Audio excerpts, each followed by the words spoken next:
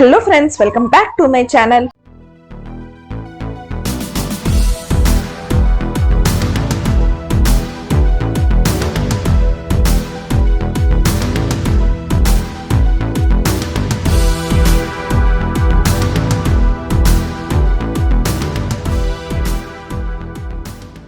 Part 71 के starting में हमें दिखाया जाता है कि जीन बोलती है जुवो से कि मैंने कभी ये नहीं सोचा था कि मैं जब संघाई आऊंगी तो मैं ऐसा देखूंगी कि मेरे बेस्ट फ्रेंड की डेथ हो गई है। मतलब उसकी बेस्ट फ्रेंड तांघाई की गर्लफ्रेंड जिसका नाम ज़ायोलैन रहता है। उसके बाद जुवो बोलता है कि आज ज़ायोलैन की डेथ हुई है, क्या पता नेक्स्ट टाइम तुम हो या मैं हूँ, इसलिए मैं नहीं चाहता कि मैं भी ज़ायोलैन की तरह ऐसे रिग्रेट करूँ फ्यूचर में। उसके बाद वो बोलता है कि जीन मुझे साफ दिखता है कि तुम मुझसे अभी भी प्यार करती हो। तो जीन बोलती है कि हाँ मैं तुमसे प्यार करती हूँ, तो क्या हुआ। तो जुवो बोलता है कि चाहे हमारी लाइफ में कितना भी बड़ा डिवाइड क्यों ना आ जाए या कितनी भी बड़ी मुसीबत क्यों ना आ जाए, मैं तुम्हारे लिए सब कुछ करूंगा, इसलिए एटलीस्ट तुम मुझे बता दो कि मैंने ऐसा क्या गलती किया है जो तुम मुझसे इतना ज्यादा नाराज हो। तो जीन बोलती है कि क्या तुम्हें 5 साल पहले की चीज याद है, तुम उस टाइम कहाँ पर थे और कहाँ गए थे और तुमने क्या किया था। तो जुवो बोलता है कि क्या किया था मैंने। तो जीन बोलती है कि तुम उस दिन जेन जियांग गए थे, मतलब कि जीन का घर जहां पर उसके मम्मी पापा रहते थे। उसके बाद वो बोलती है कि तुम उस दिन जेन जियांग जा करके तुमने रॉन्ग फैमिली के मेंबर्स को मारा था और वो मेरी फैमिली थी, मेरे मम्मी मेरे पापा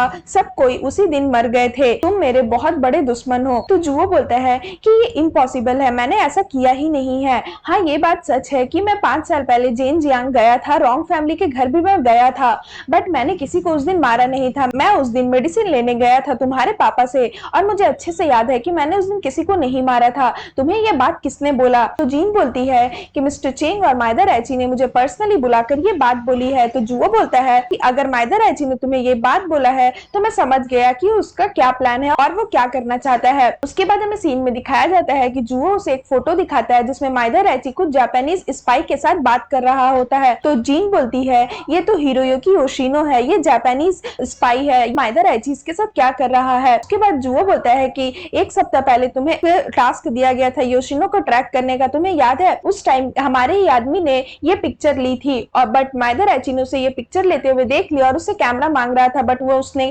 थैंकफुली कैमरा कहीं छुपा दिया था और उसने उस आदमी को मार दिया जिसने ये फोटो क्लिक किया था। और ये कैमरा मुझे चोर बाजार से मिला, वहां से मैं ये कैमरा उठा करके लेके आया तो मुझे ये फोटो मिली। उसके बाद जीन बोलती है कि अब मुझे याद आया कि कल मैंने जिस जापानीज लड़की को मारा था और जो कार में कोई आया था उसे बचाने के लिए वो माइदा रैची की ही कार थी। तो जुवो बोलता है कि हाँ, और जब माइदा रैची तुमसे क्लोज होने का कोशिश कर रहा था तभी मैंने तुम्हें बोला था कि मुझे वो लड़का अच्छा नहीं लग रहा है, तुम्हें उसे डिस्टेंस बनाकर रखना चाहिए, और मुझे जिसने ये सब चीज में फंसाया था ये सारा चीज माइदा रैची की वजह से हुआ था, वो एक जापानीज है। उसके बाद हमें सीन में दिखाया जाता है कि माइदा रैची मिंगजू को लेकर के आता है और उसे बहुत मारता पीटता और बोलता है जीन का नाम लेकर के, क्योंकि जीन को वो अपनी गर्लफ्रेंड इंजी सोचता है। तो वो बोलता है कि इंजी वापस आ गई है तुम्हें पता है, बट उसने मुझे गोली मारी, उसने मुझे शूट क्यों किया, वो मेरे साथ इतना क्रूएल कैसे हो सकती है, और वो थोड़ा सा पागल की तरह बिहेव करता है। और ये बोल बोलकर वो मिंगजू को बहुत मारता है और उसको बोलता है कि तुम मुझे आंसर दो, बताओ इंजी ने मुझे क्यों मारा। तो मिंगजू डर जाती है और बोलती है कि हाँ तुम सही कह रहे हो, उसे तुम्हें नहीं मारना चाहिए था, ये सब उसकी गलती है। माइदा रैची है वो गुस्सा हो जाता है और फिर उसे मारता है और बोलता है कि ये तुम क्या कर रही है, तुम्हारी हिम्मत कैसे, तुम्हें राइट कैसे मिला उसके बारे में इस तरह से गलत बातें बोलने की, बोलो, और अगर तुम इस तरह से उसके बारे में फिर से बोलोगी तो मैं तुम्हें बहुत मारूंगा। उसके बाद हमें सीन में दिखाया जाता है यहाँ पर इंग जो है वो बताता है जीन को कि माइदा रैची ने तुमसे जो कुछ भी बोला वो सब कुछ झूठ था, और उस दिन जो तुम वॉच देने के लिए आई थी वो वॉच तुम मुझे देने के लिए आई थी, वो वॉच मेरा था, बट माइदा रैची ने वो वॉच तुमसे ले लिया, उसने तुमसे झूठ बोला कि वो उस चर्च का पुजारी है, और उस दिन तुम मुझे वो वॉच देने के लिए आ रही थी और वो जो चर्च है वो मेरे भाई का है, इसलिए मैं चाहता था वो वॉच तुम मुझे दो क्योंकि वो मेरा था। उस दिन मैंने तुम्हें जाने के लिए इसलिए बोला क्योंकि वहां पे कुछ जापानीज लोग आ गए थे और वो वॉच के पीछे पड़े हुए हैं, तो मैं नहीं चाहता था कि वो वॉच मेरे हाथ से खोए, इसलिए मैं वहां से उस दिन भाग गया था और माइदा रैची तुमसे वो वॉच ले लिया था। उसके बाद जुवो बोलता है कि उस वॉच में बहुत बड़ा सीक्रेट छुपा हुआ है, इसलिए जापानीज लोग वो वॉच को लेना चाहते हैं, बट वो वॉच तुम्हारी फैमिली के पास चला गया था, रॉन्ग फैमिली के पास, और जो जापानीज है वो उन वॉच के पीछे पड़े हुए थे, इसलिए माइदा रैची ने ही तुम्हारे मम्मी पापा को मारा है। उसके बाद हमें सीन में दिखाया जाता है कि यहाँ पर तांघाई आता है और बोलता है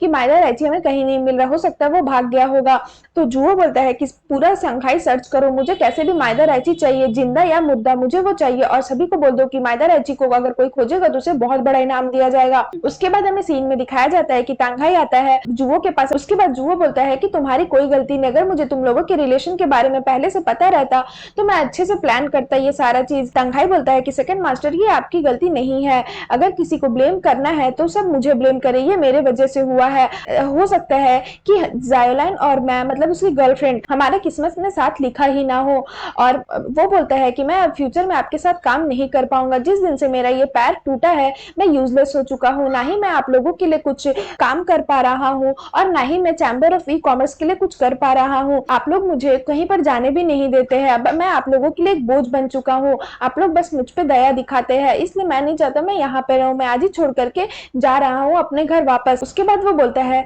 कि मैं नहीं चाहता हूँ कि मेरे वजह से मेरे जितने भी साथी लोग हैं, भाई लोग हैं, वो भी मुसीबत में पड़े और आप भी मुसीबत में पड़े। अब तो यहाँ पर जायलन भी पास में नहीं है तो मेरा यहाँ पर रहने का कोई मतलब ही नहीं बनता है। तो जुवो उसे बोलता है कि तुम मेरे भाई हो और तुम हमेशा मेरे भाई जैसे ही रहोगे और तुमने कभी भी मुझे नीचा नहीं दिखाया, तुम्हारे वजह से मुझे कोई भी दिक्कत नहीं हुई है। उसके बाद हमें सीन में दिखाया जाता है कि तांघाई जो अपनी गर्लफ्रेंड के ग्रेवयार्ड में जाता है, वहां पर बैठकर बहुत रोता है और उसे फ्लावर गिफ्ट करता है और एक हेयरबैंड वहां पर रख देता है और बोलता है एक दिन तुम ये हेयरबैंड देख रही थी, तुम्हें बहुत पसंद आया था याद है, तो मैंने बोला था कि तुम ले लो, बट तुमने मना किया था क्योंकि तुम्हें हमारे घर के लिए पैसे जमा करने थे और शादी के लिए भी पैसे जमा करने थे, बट मैं तुम्हें हमेशा से ये गिफ्ट करना चाहता था, इसलिए जब तुम उस दिन चली गई थी उस शॉप से तो मैंने ये हेयरबैंड ले लिया था, खरीद लिया था और आज मैं देखो मुझे तो किस तरह से तुम्हें गिफ्ट देना पड़ रहा है। मैंने सोचा था जिस दिन हमारी शादी होगी उस दिन मैं तुम्हें ये गिफ्ट करूंगा, मेरे वजह से तुम्हारी मौत हुई है। और वो अपने आप को बहुत ब्लेम करता है और बोलता है कि मैं बहुत यूजलेस हूँ, इस तरह से वो उसे बोलता है। उसके बाद बोलता है कि अब मेरा जीने का कोई भी रीजन नहीं रह गया है और वो क्या करता है, गन उठाता है और अपने आप को मारने जाता है। तभी वहां पर शिहाओ आता है और उसे मारता है और बोलता है